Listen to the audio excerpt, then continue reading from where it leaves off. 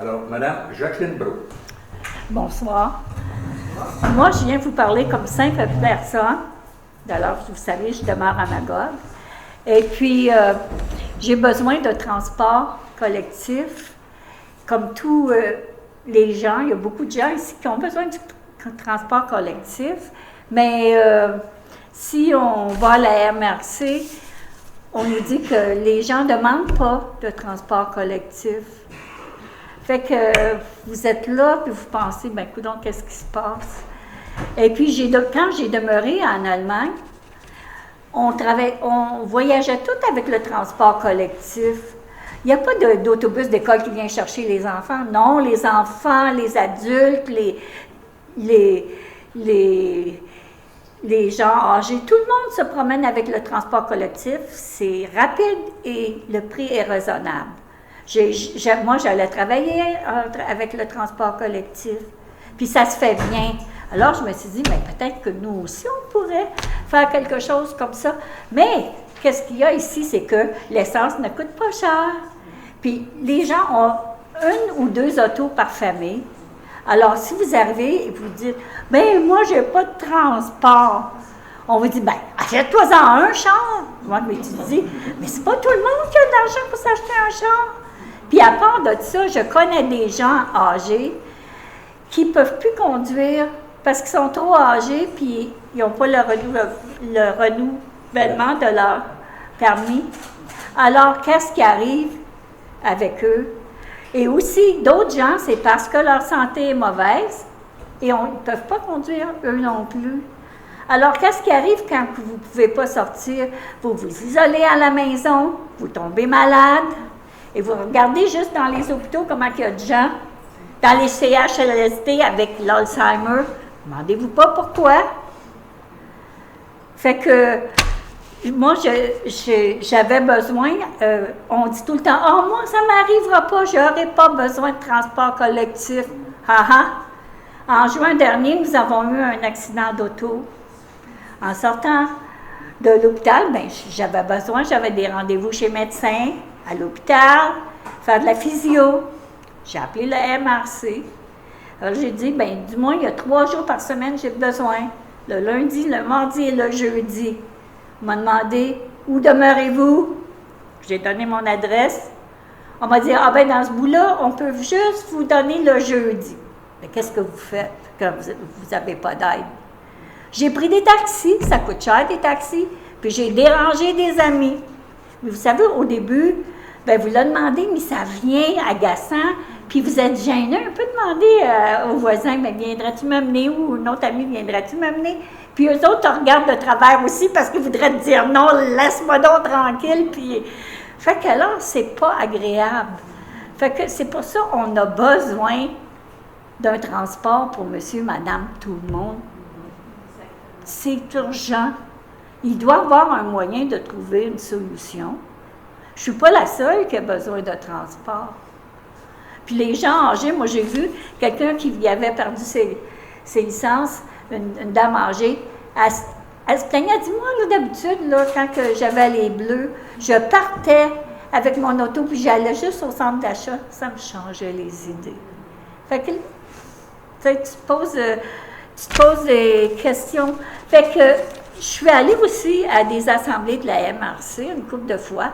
J'ai mentionné qu'on a besoin, surtout les gens âgés qui ne peuvent pas se déplacer. On dit, oui, on travaille sur le sujet.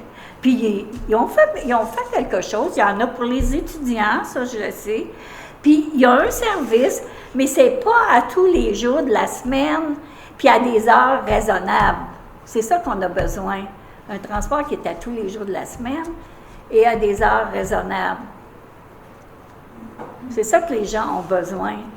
Comme les gens âgés, j'en connais, moi, ils vont à l'église le dimanche, savez-vous pourquoi? Il ne leur reste plus d'amis. Il y en a juste 2 ou 3. C'est la seule manière qu'ils peuvent rencontrer leurs amis. Ça leur prend du transport, ils ne conduisent plus. Il y avait tellement de raisons pour avoir du transport. Mais on dirait qu'on a les yeux fermés. Fait que moi, je vous dis, si vous avez besoin du transport ou vous connaissez quelqu'un de notre région qui a besoin du transport collectif, prenez 5 minutes, asseyez-vous et écrivez à Mme Bianca Jacques de la MRC Memphremagog et dites-lui ce que vous avez besoin. Si tout le monde le faisait, peut-être que tout irait plus vite. Mais si la MRC le sait pas, ben elle peut pas agir. Saviez-vous C'est ça qui qui est le Mme problème. Bianca Jacques? Ah, ça me fait rien. Connaissez-vous Mme Bianca Jacques? La connaissez-vous? Non, mais c'est parce que... On va Oui, présenter Mme Bianca Jacques. oui. Elle va peut-être nous expliquer, elle va peut-être nous donner des solutions. Non, mais c'est vrai, Madame Jacques. Si vous n'êtes pas au courant, vous ne pouvez rien faire. On vous donne 2 minutes, Mme Jacques. En fait, j'en prends juste 2, merci beaucoup. Bien, merci de m'avoir invité. En fait, on m'a invité comme une observatrice et non pas comme une conférencière. Donc, malheureusement, je ne peux pas vous présenter tous nos beaux services.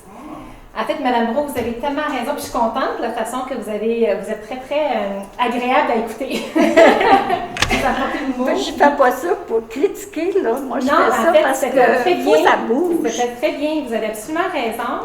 Et puis, sachez que pour les gens de Magog comme vous, en fait, bref, il y a des personnes qui le savent, mais malheureusement, ça n'a pas été énuméré ici ce soir, peut-être que ça va l'être tantôt.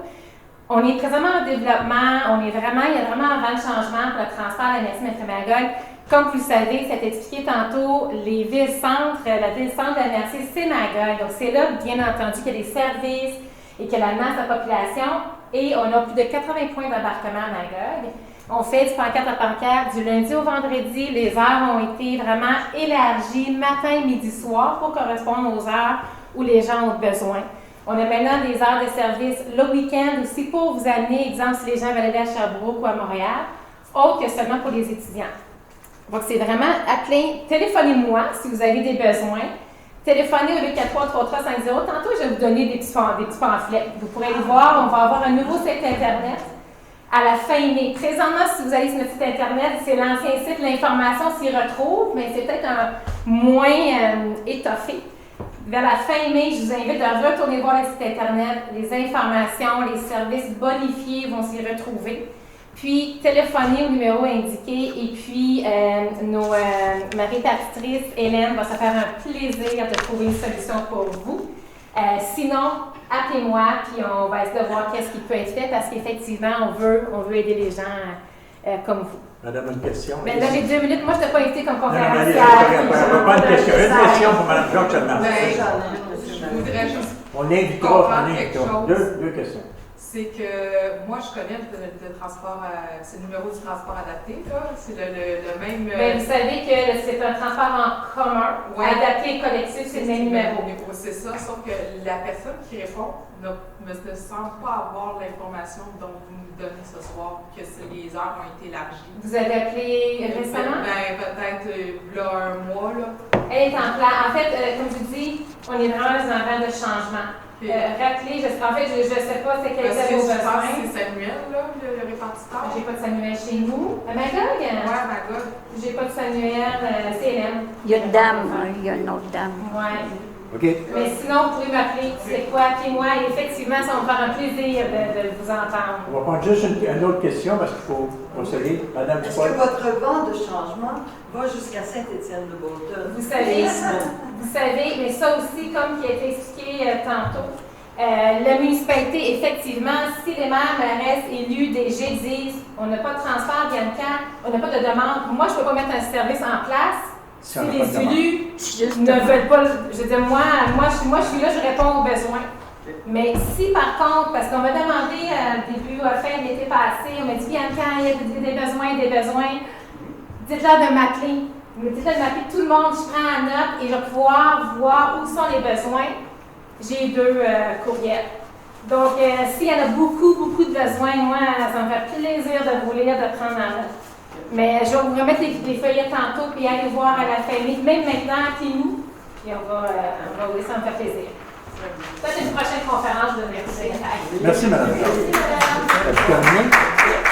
Alors,